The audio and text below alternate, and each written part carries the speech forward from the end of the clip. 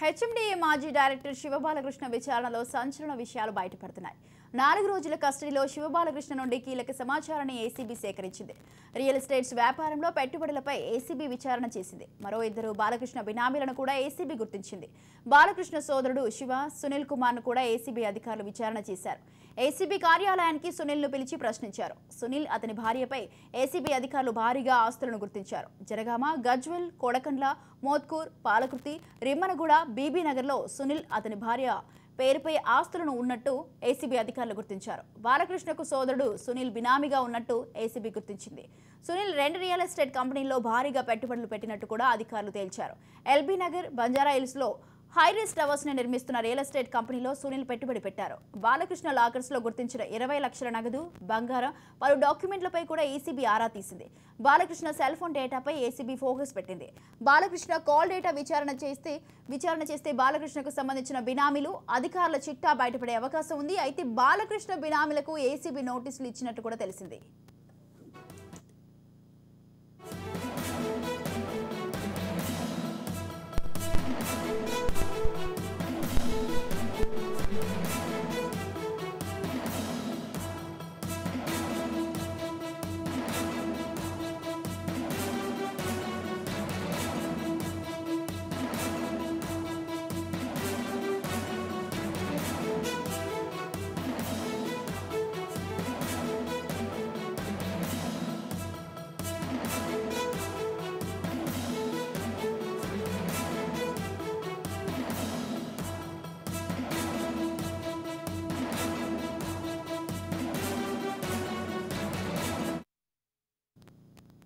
HMDA మాజీ director Shiva Balakrishna విచారణలో సంచలన విషయాలు బయటపడుతున్నాయి. ఇక 4 రోజుల కస్టడీలో శివబాలకృష్ణ నుండి కీలక సమాచారాన్ని ఏసీబీ సేకరించింది. రియల్ ఎస్టేట్స్ వ్యాపారంలో పెట్టుబడులపై ఏసీబీ విచారణ చేసింది. మరో 2 బాలకృష్ణ బినామీలను కూడా ఏసీబీ గుర్తించింది. బాలకృష్ణ సోదరుడు శివ, సునీల్ కుమార్ను కూడా ఏసీబీ అధికారులు విచారణ చేశారు. ఏసీబీ కార్యాలయానికి సునీల్ను పిలిచి ప్రశ్నించారు. సునీల్, అతని భార్యపై ఏసీబీ అధికారులు భారీగా ఆస్తులను గుర్తించారు. జనగామ, గజ్వెల్, కొడకండ్ల, మోత్కూరు, పాలకుర్తి, రిమ్మనగూడ, బీబీనగర్లో సునీల్, అతని భార్య పేరుపై ఆస్తులు ఉన్నట్టు ఏసీబీ అధికారులు గుర్తించారు. బాలకృష్ణకు సోదరుడు సునీల్ బినామీగా ఉన్నట్టు ఏసీబీ గుర్తించింది. సునీల్ 2 రియల్ ఎస్టేట్ కంపెనీల్లో భారీగా పెట్టుబడులు పెట్టినట్టు కూడా అధికారులు తేల్చారు. ఇక ఎల్బీ నగర్, బంజారాహిల్స్ లో హైరేస్ టవర్స్ ని నిర్మిస్తున్న రియల్ ఎస్టేట్ కంపెనీలో సునీల్ పెట్టుబడి పెట్టారు.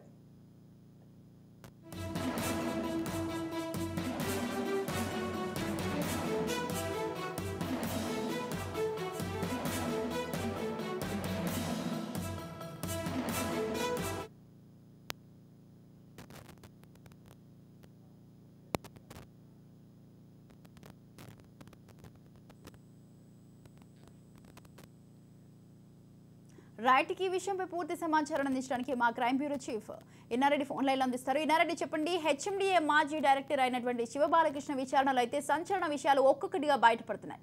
దీనికి సంబంధించి మీ దగ్గర ఉన్న అప్డేట్స్ ఏంటి? స్వాతి, మనం గమనించవచ్చు. ఓవరాల్ గా చూస్తే ఈయన సంబంధించి ఈయన లంచాలు భారీ ఎత్తున తీసుకుని వందలాది కోట్ల స్కామ్ల విషయం బట్టబయలవుతా ఉంది. మొత్తంగా ఈ రోజు 5వ రోజు విచారణ కొనసాగుతా ఉంది. ఏసీబీ పోలీస్ కస్టడీలో విచారణ కొనసాగుతా ఉంది. దీంట్లో విచారణ చేసే కొద్దీ, తవ్వే కొద్దీ అనేక విషయాలు బయటపడుతున్నాయి. ప్రధానంగా గమనిస్తే ఈ కస్టడీలో 4 రోజుల కస్టడీలో మనం గమనించిన అంశాలు మనం పరిశీలిస్తే దీంట్లో ప్రధానంగా రియల్ ఎస్టేట్ వ్యాపారంలో పెట్టుబడులకు సంబంధించి కొంత కీలకమైన సమాచారం సేకరించారు. అలాగనే మరో 2 బినామీలను, అంటే చాలా భారీ ఎత్తున ఆస్తులను వాళ్ళ పేరు పెట్టిన బినామీలను గుర్తించారు. దీంతో ప్రధానంగా మనం గమనిస్తే బాలకృష్ణ సోదరుడు శివ, సునీల్ కుమార్ ను కూడా ఇప్పటికే విచారించారు. అంటే డాక్యుమెంట్స్ ఏవైతే ఉన్నాయో ఆ డాక్యుమెంట్స్ ఆధారంగా ఆ శివ, సునీల్ కుమార్ ను పిలిపించి బాలకృష్ణ ఇద్దరిని కలిపి కూడా విచారణ చేశారు. ఈ నేపథ్యంలో కూడా సునీల్, అతని భార్య పేరు మీద భారీగా ఆస్తున్నట్టు కూడా ఇప్పటికే గుర్తించారు.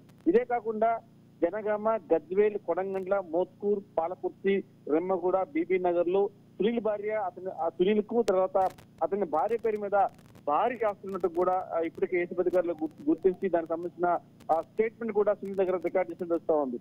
సో దీంట్లో సునీల్ కు సంబంధించి 2 లీస్టేట్ కంపెనీలు కూడా ఈయన భారీగా పెట్టుబడులు పెట్టడమే కాకుండా అక్రమ లేఅవుట్ కనిపిస్తుంటూ వస్తా ఉంది. సునీల్ చేసిన ఏమైతే రియల్ ఎస్టేట్ వ్యాపారం ఏమైతే ఉందో ఎల్బీ నగర్, బంజారాహిల్స్ లో హైరేస్ టవర్స్ ను నిర్మించి తర్వాత రియల్ ఎస్టేట్ కంపెనీలో కూడా వీళ్ళు పెట్టుబడి పెట్టి వస్తుంది. అంటే హైరేస్ టవర్స్ సంబంధించిన వ్యాపారంలో కూడా ఆయన అక్రమంగా పరిమితి ఇచ్చాడు కాబట్టి దాంట్లో సుధులు కూడా కొంత పెట్టుబడి పెట్టాడు, ఆయన కూడా పార్ట్నర్ గా ఉన్నాడని చెప్పిన విషయాన్ని కూడా ఇప్పటికే ఏసీబీ గారు గుర్తించారు.